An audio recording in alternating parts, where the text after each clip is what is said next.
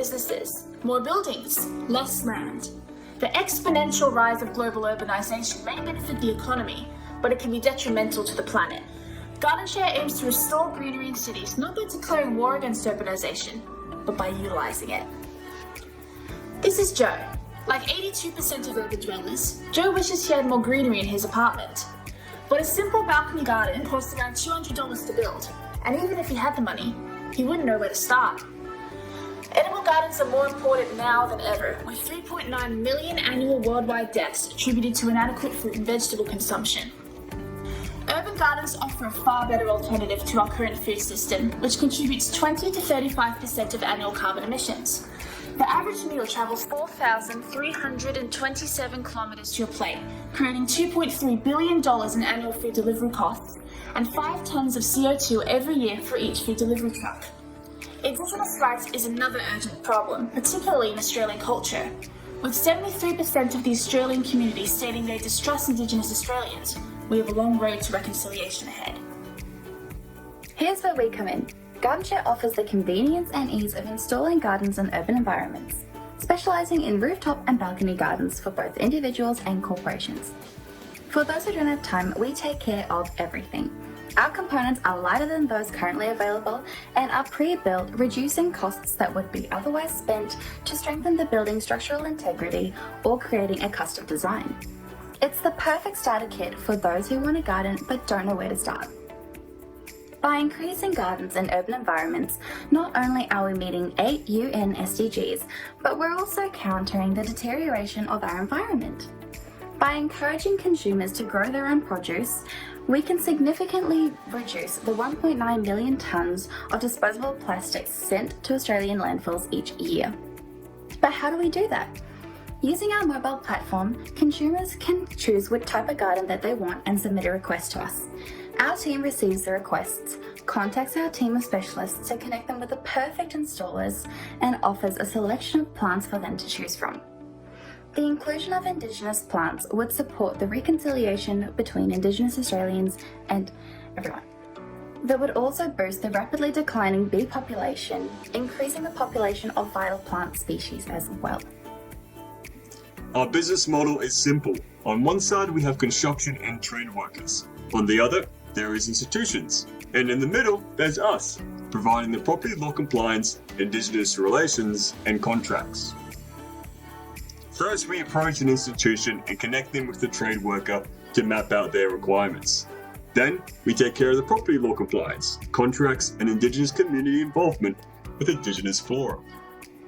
Construction begins and we take our induction fee. Involving the Indigenous community is not easy and takes years of relationship building and mutual respect. And that's the core of our value proposition. That's the component of our 10% induction fee. But additionally, once the gardens are built, we get recurring revenue from the on-sale of the goods to our wholesale customers, like our partners Food Connect and Sustainabox. We on-sell the produce at an average of 15% profit margin, with a construction profit margin around 13%. Our customer acquisition cost is high in the early years and is reliant on us securing gardening customers. With this, the total amount of people impacted by 2029 would reach above 1 million, spanning large municipal areas, beginning first in places where we can leverage our own networks, then branching out once we have this strong base.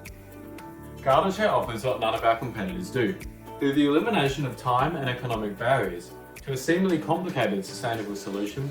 We shed light to a path that many want to follow. Unlike other rooftop garden services, Garden Share provides support at every step of the way.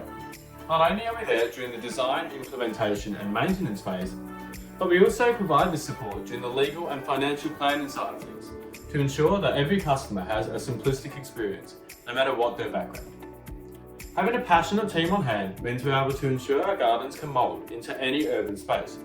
Vertical gardens, rooftop gardens, floating gardens, beehives, living, breathing ecosystems. The only limit is that of your imagination. The journey to market has already begun. By first approaching Indigenous food growers and key urban greenery experts, we've garnered the support ranging from practicing lawyers and CSIRO scientists to interest from the Chief Botanist of Australia and award-winning urban ecosystem developers. By first approaching a massive institution like Griffith University, we're able to use this as a proving ground to boost our product into the next stage of the market, large corporations and individual homeowners.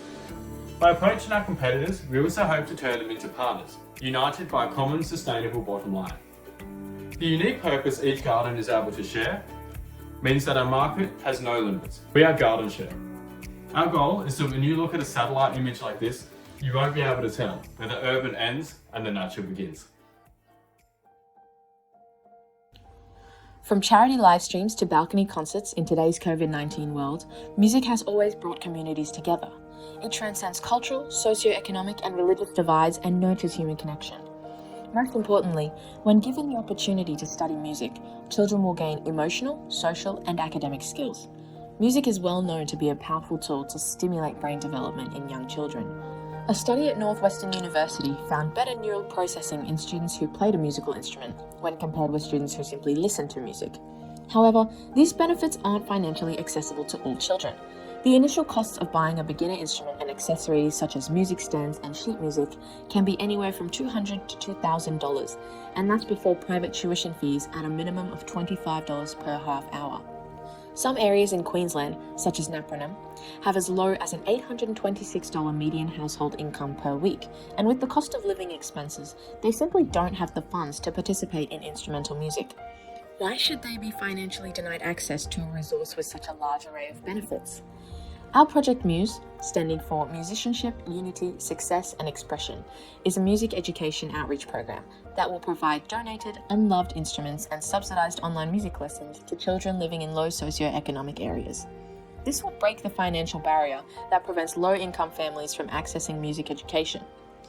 Our instrument donation model will also have an impact on the planet, reducing the amount of instruments that end up in landfill.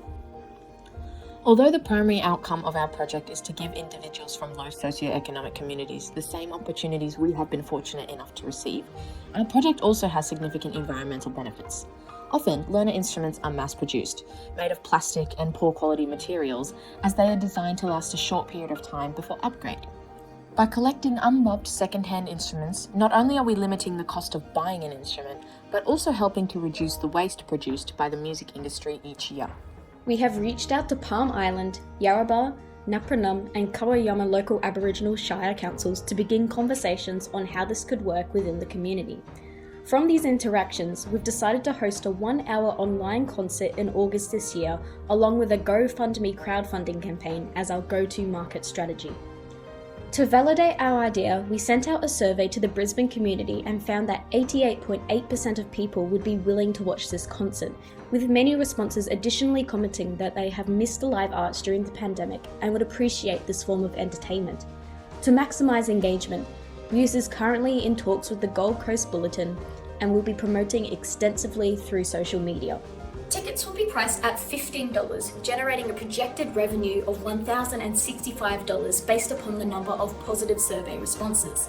This, along with a modest crowdfund of $100, totaling in $1,165, is enough to cover the costs of paying musicians for their time, promotional fees, instrument services and accessories, and postage fees.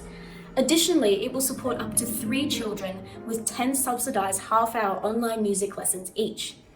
Lessons will be supported by a 60% subsidy, that is, $15 being subsidised and $10 being paid by the family, resulting in a $25 extra revenue stream for the specialist instrumental teachers. This model is significantly more affordable than other online lesson options in the market, and our instrument donation model removes the initial cost of learning an instrument. For example, while Music Schools Australia offers discounts for buying instruments and sheet music, their lessons cost $44 per half hour. This would be inaccessible to many families, simply due to cost. During Muse's lesson trials after the concert, we will continue to investigate the optimum process and platform to deliver the best possible music education experience to these children. Moving forward, we will run a series of 8 in-person concerts in 2021. Assuming that each concert venue can seat 200 people, our total addressable market equates to $48,000, with tickets being priced at $30 each. Notice that tickets will be priced higher than the online concert due to the in-person nature of the next series of concerts. Of the total addressable market, we hope to gain a 50% market share, leaving us with a revenue of $24,000 to continue supporting our existing students and introduce up to 15 new students to the program.